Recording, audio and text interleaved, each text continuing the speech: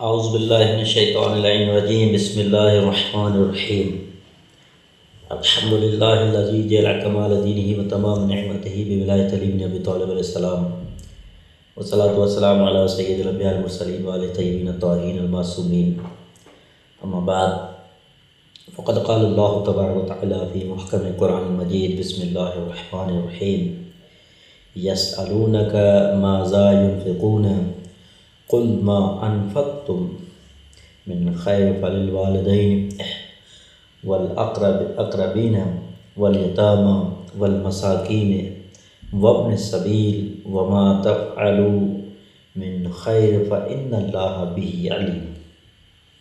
ناظرین محترم السلام علیکم ورحمۃ اللہ وبرکاتہ۔ آج ہم انفاق کے عنوان پر چند عرائض پیش کریں گے جس کے بارے میں پروردگار عالم ارشاد فرماتا ہے کہ سب سے پہلے انفاق کی اقسام کتنی ہیں۔ سورہ مبارک بقرہ کی آیت نمبر 215 میں پروردگار ارشاد فرماتا ہے، پیغمبر یہ لوگ آپ سے سوال کرتے ہیں کہ راہ خدا میں کیا چیز انفاق کریں، تو آپ کہہ دیجئے تم جو مال بھی انفاق کرو وہ تمہارے والدین، قرابت داروں، یتیموں، مسکینوں اور سفر میں درماندہ مسافروں کے لیے ہو، اور جان لو جو کار خیر بھی تم کرو گے بے شک خداوند اس سے خوب آگاہ ہے۔ انفاق 5 قسم کا ہے۔ سب سے پہلے واجب انفاق، جیسے خمس، زکوٰۃ، کفارات، فدیہ اور مرد کے ذمہ نان نفقہ۔ یہ 5 انفاق میں سے پہلا جو واجب انفاق ہے وہ یعنی خمس بھی واجب ہے، زکوٰۃ بھی واجب ہے، کفارات بھی واجب ہے، اور فدیہ اور نان نفقہ جو ہے اس کے جو گھر والوں کا جو ہے اس پر واجب ہے۔ دوسرے نمبر پر مستحب انفاق، جیسے مسکینوں اور یتیموں کی مدد اور دوستوں وغیرہ کو ہدیہ دینا، یہ مستحب ہے کہ مسکینوں یتیموں کی مدد کریں اور دوستوں وغیرہ کو ہدیہ دیں۔ تیسرا انفاق جو ہے وہ حرام انفاق ہے، جیسے غصبی مال سے انفاق کرنا یا گناہ کے راستے میں خرچ کرنا، یہ حرام ہے کہ انسان کوئی گناہ کے راستے میں خرچ کرے تو وہ حرام ہے، یا چوری کا مال یا کوئی غصبی مال ہے اس سے انفاق کرے تو یہ حرام ہے، کیونکہ اسلام میں بنیاد جو ہے وہ تقویٰ پر ہے۔ ہر چیز کا بنیاد اسلام میں تقویٰ کا ہے، یعنی اگر جائز اور حلال چیز نہ ہوگی تو چاہے آپ کتنے ہی اس سے نیک اعمال انجام دو تو وہ آپ کا قبول نہیں ہے۔ چوتھا مکروہ انفاق، جیسے دوسروں پر انفاق و خرچ کرنا باوجود اس کے کہ رشتہ داروں میں کوئی مستحق موجود ہو، یعنی یہ بھی مکروہ ہے کہ ہمارے اپنے رشتہ دار مستحق ہیں ان کو چھوڑ کر دوسروں کو دیتے رہیں، تو یہ مکروہ ہے۔ مکروہ کی تعریف یہ ہے کہ کرنے سے نہ کرنا بہتر ہے، اگر کیا تو کوئی حرج نہیں ہے لیکن بہتر ہے کہ اپنوں کو اولویت دی جائے۔ ہمارے معاشرے میں جو کہ شرعی اصطلاحات ہیں ان پر جو ہے تھوڑی دقت کرنی چاہیے۔ پانچواں مباح انفاق، جیسے دوسروں پر خرچ کرنا ان کی وضع زندگی میں بہتری اور وسعت دینے کے لیے، کیونکہ فقر و فاقہ دور کرنے کے لیے خرچ کرنا واجب یا مستحب ہے۔ بہترین انفاق کون سا ہے؟ بہترین انفاق قرآن مجید سورہ مبارک آل عمران آیت 92 میں پروردگار فرماتا ہے لن تنالوا البر حتی تنفقوا مما تحبون، تم نیکی اور بھلائی تک نہیں پہنچ سکتے جب تک کہ اپنی پسندیدہ چیزوں میں سے راہ خدا میں انفاق نہیں کرو گے۔ کلمہ بر وسیع و عریض خیر و برکت اور ایسی زمین جو زراعت اور کھیتی باڑی یا رہائش سکون کے لیے مہیا ہو پر بولا جاتا ہے کہ لفظ بر کی لغوی مشتقات کی طرف توجہ کرنے کے ساتھ کہ نیکی اور بھلائی میں وسعت و گسترش کی معنی میں ہے۔ قرآن کریم میں ایمان، عمل صالح، جہاد، نماز، وفاء عہد، بر کے نمونے بیان کیے گئے ہیں کہ یہ سارے بر ہیں۔ یعنی نیکیاں ہیں۔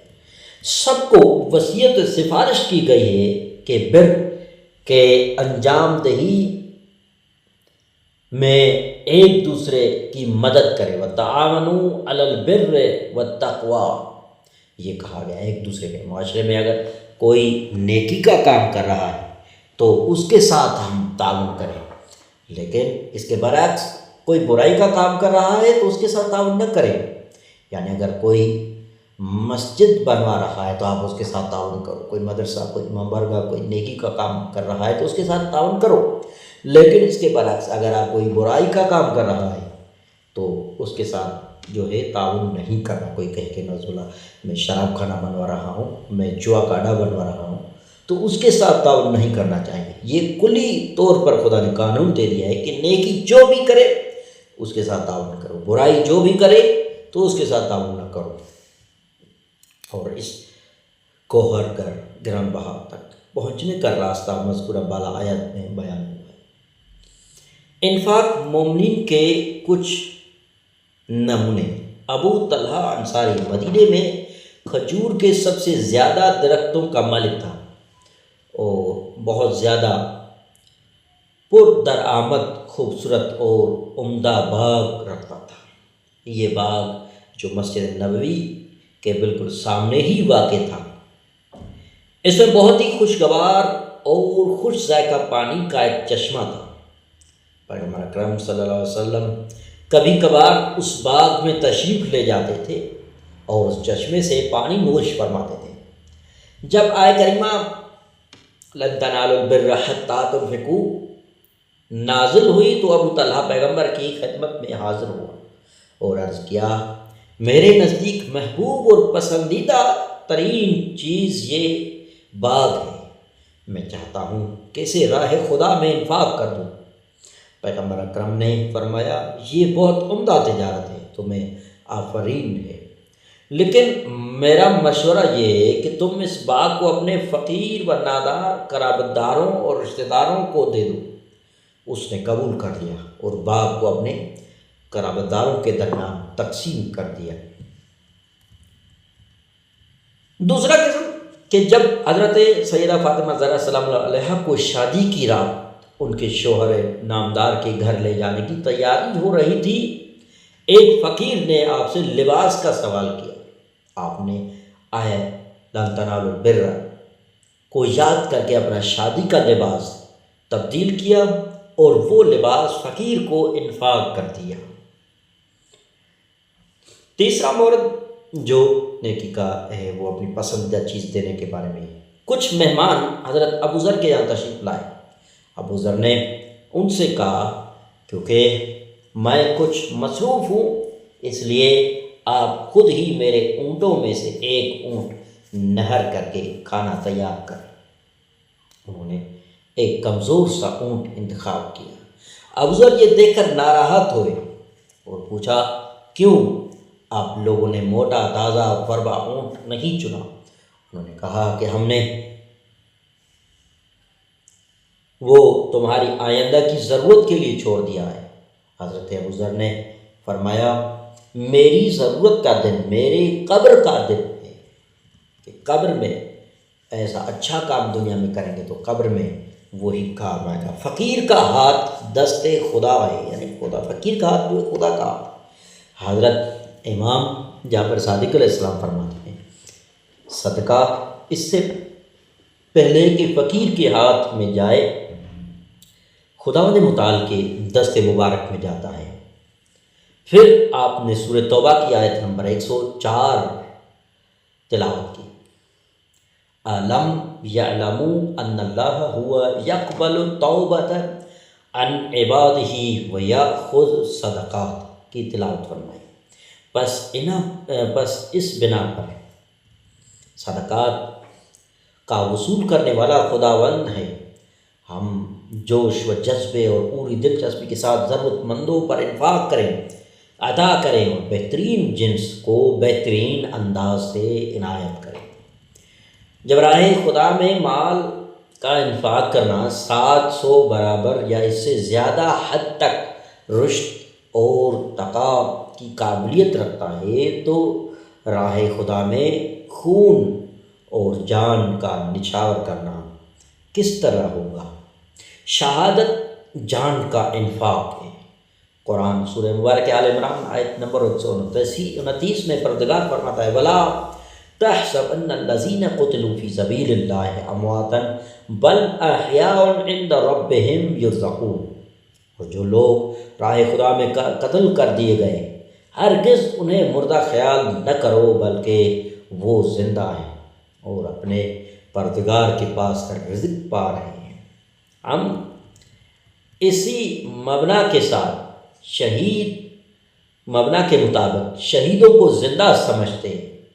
شہدائے اسلام اور بالخصوص شہدائے کربلا پر سلام بھیجتے ہیں اور ان کے ساتھ باتیں اور توسل کرتے ہیں۔ یہاں شہید اور شہادت کے بارے میں چند نکات بیان کرتے ہیں۔ سب سے پہلے روایات میں آیا کہ شہید خداوند متعال کی طرف سے عطا کردہ 7 خصوصیات رکھتا ہے۔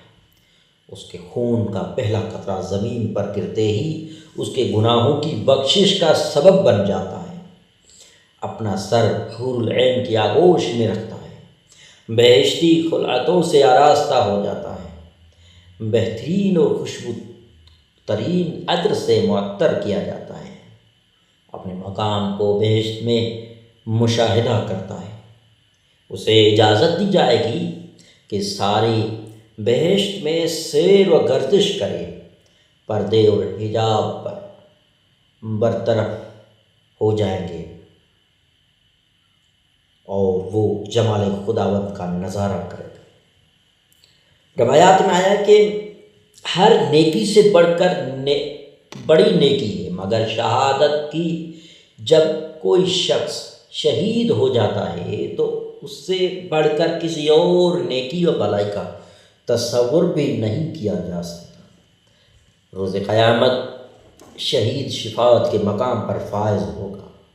راہ خدا میں جہاد کرنے والے بہشت میں مخصوص دروازے سے وارد ہوں گے، وہ سب سے پہلے بہشت میں جائیں گے اور بہشت میں بھی ان کا محض مقام اور ٹھکانہ ہوگا۔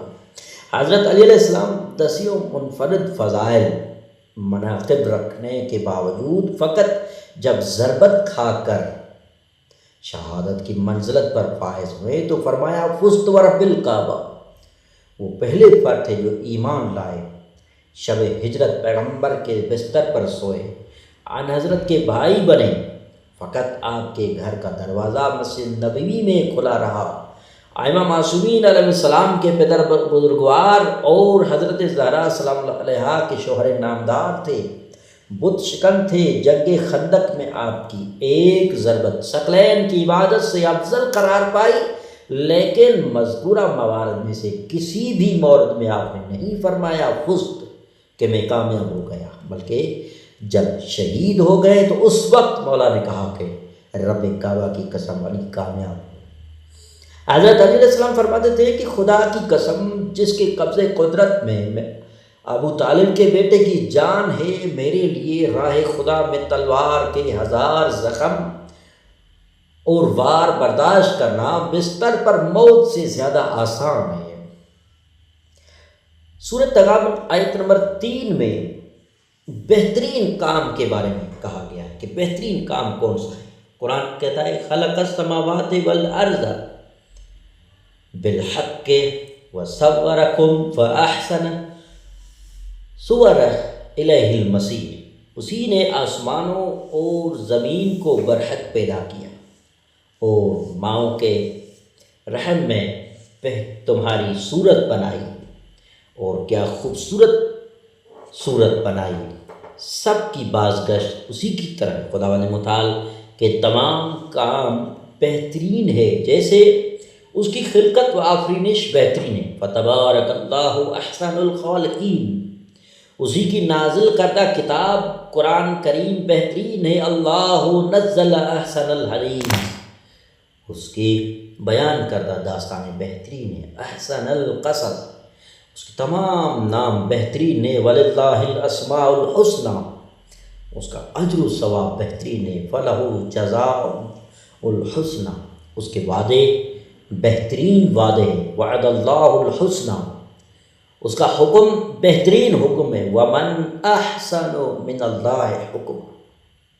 خدا متعال ہم سے چاہتا ہے کہ ہم بھی تمام کاموں سے بہترین کا انتخاب کریں، مثلا گفتار میں بہترین گفتار کا انتخاب کریں، یقولون التی ہی احسن، عمل میں بہترین عمل کو انجام دیں، احسن عملا، کسی کے ساتھ میل جول میں بہترین راہ و رفتار اختیار کرے، باللتی ہی احسن، بحث و مباحثے اور مناظرے میں بہترین شیوا و روش کا انتخاب کرے، وجادلہم باللتی ہی احسن، سپاس گزاری و شکر گزاری میں بہترین طریقہ اختیار کرے، فحی بأحسن، سلوحی باتوں سے بہترین کا انتخاب کرے اور اس پر عمل کرے، یستمعون القول فیتبعون احسنہ، یتیم کے مال میں تصرف کرنے میں بہترین انداز سے عمل کرے،